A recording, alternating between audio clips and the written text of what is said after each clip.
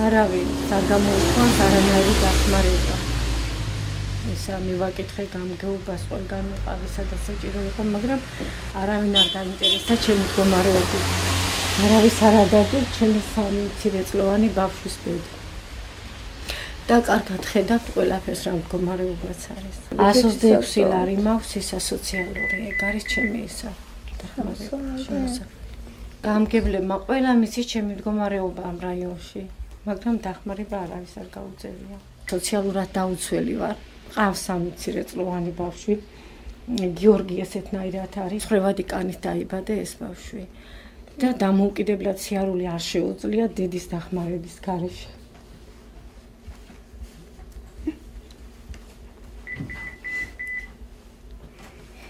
ცოტა მცირე თანხა რაღაცა ეხლა მე ბევრს არ ვითხოვ.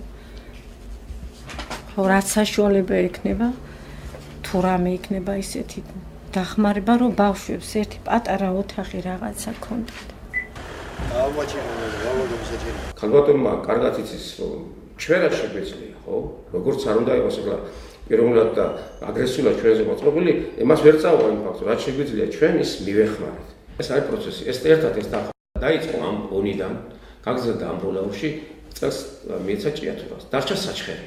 ეხლა რატომ მოხდა და რატომ პირიქით არ დაიწყო, ეგ მეორე საკითხია, მაგრამ ის რომ ამის სურვილი და ნება არსებობს, ფაქტია, სახეზეა, ხო?